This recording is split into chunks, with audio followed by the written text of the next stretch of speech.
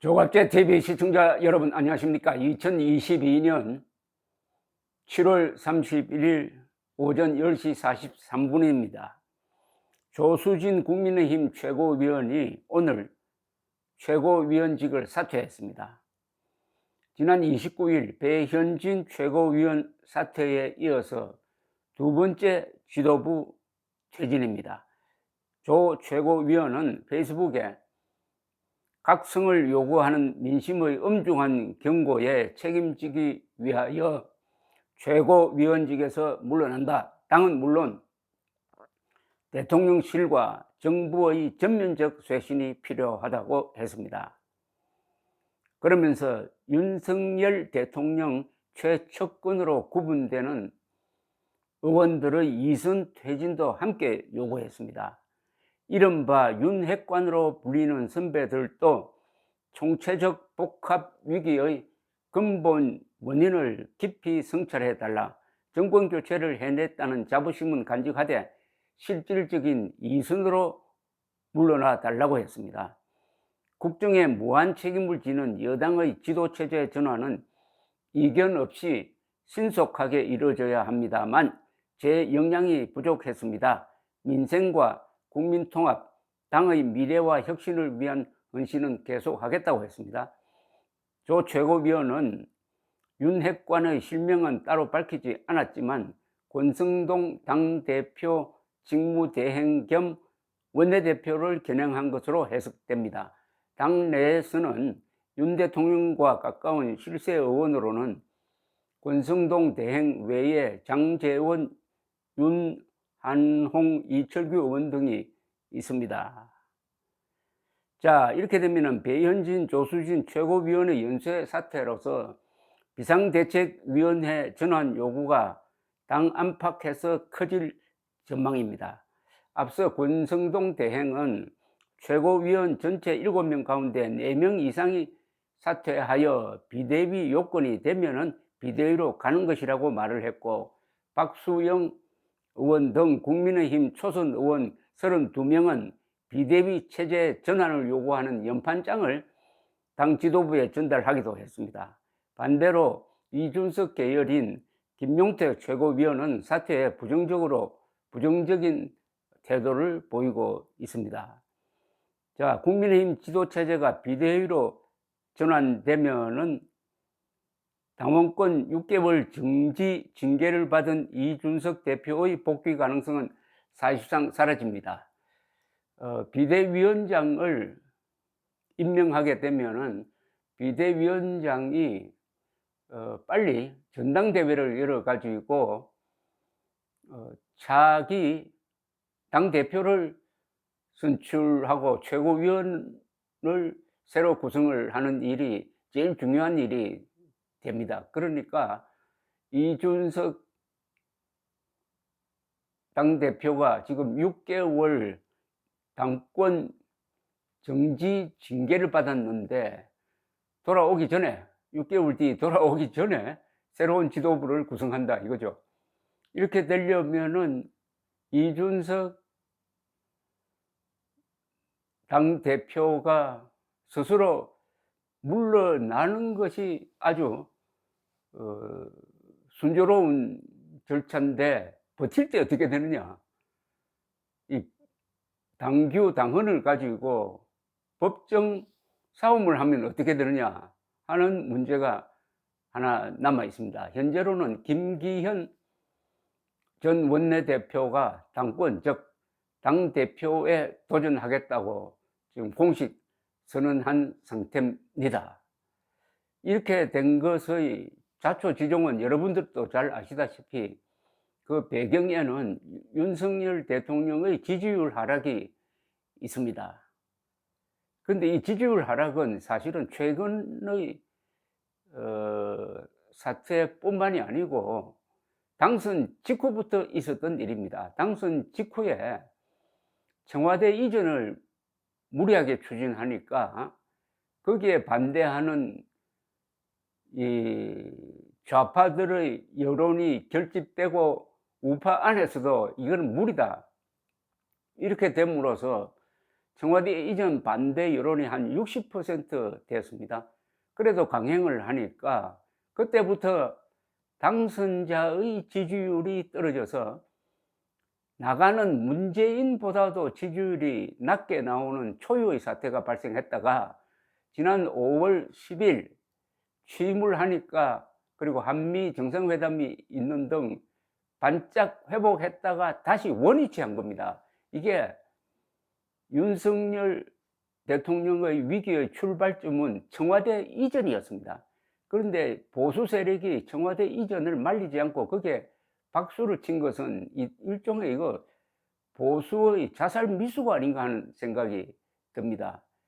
그리고 출퇴근하면서 출근길에 기자들 앞에서 즉석 기자회견을 하는데 여기서 지지율이 또 많이 떨어졌습니다. 말하는 태도라든지 이게 또 시비 대상이 되었던 것입니다. 그리고 이준석 당대표를 징계하는 과정에서도 말썽도 많고 뒷이야기도 많고 후유증도 많았습니다.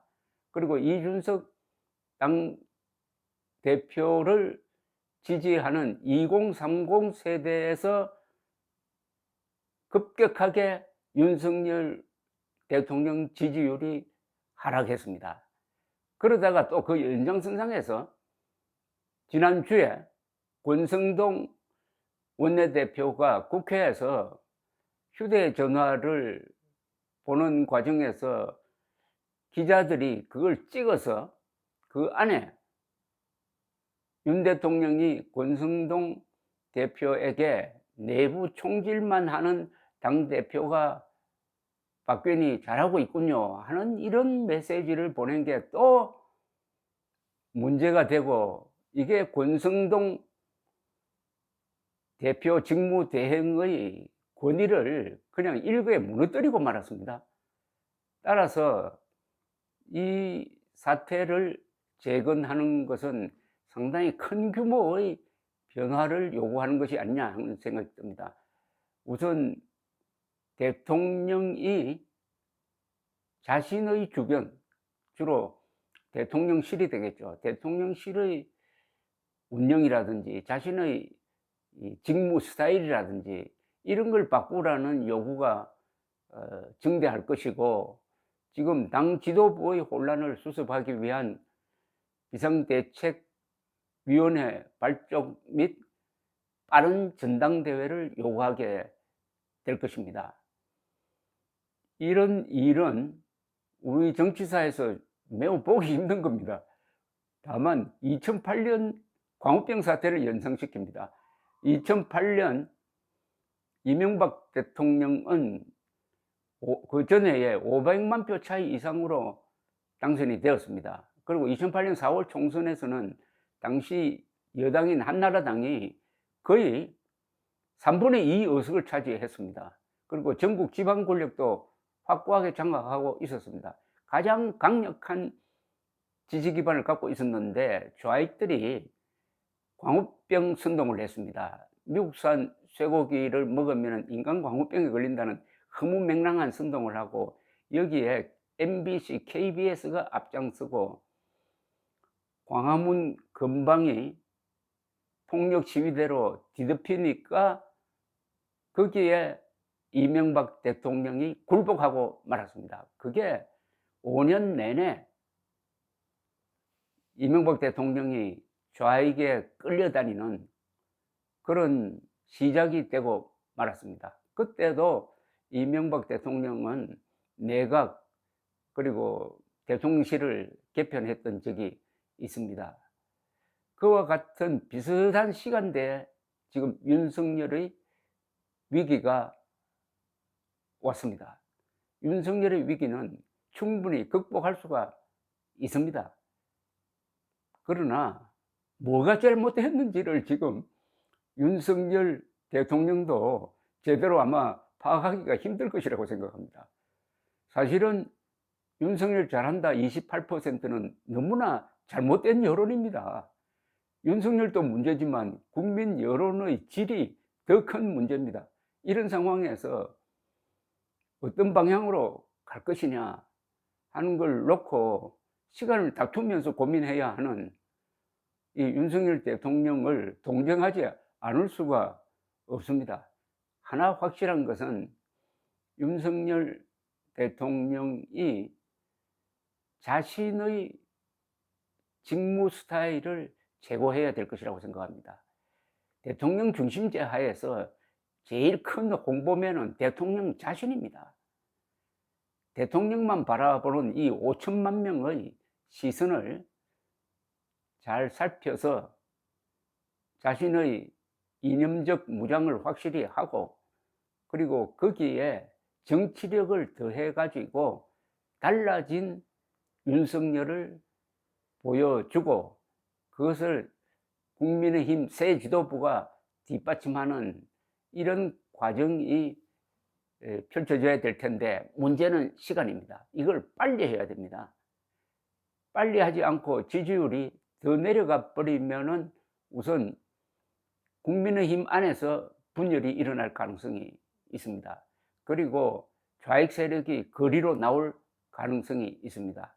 그러면 나중에는 탄핵 이야기까지 나오게 될 것입니다. 여기에 또 민주당 지도부가 만일 이재명 중심으로 될 때 또 새로운 사태가 벌어질 것이라고 생각합니다. 그러나 국민은 윤석열 대통령을 직접 뽑았습니다. 직선제 대통령입니다. 헌법을 위반하지 않는 한 5년 임기는 보장돼 있는 겁니다. 윤석열 대통령을 비난하기는 쉽지만은 대안이 있느냐 하면은 대안은 없습니다. 5년제 대통령 중심제의 장점은 그 5년을 보장해 준다는 이 안정성에 있습니다. 이 안정성을 무너뜨린 게 박근혜 대통령 탄핵 사태였습니다. 대한민국이 1948년 8월 15일 건국한 이후에 이제 74년 동안 민주주의를 해오면서 여러 가지 시행착오를 겪고 있습니다만은, 우리는 헌법이라는 기준을 하나 확실하게 세워야 하겠습니다. 민주주의 국가에는 왕이 없습니다. 그런데 헌법이 왕입니다. 감사합니다.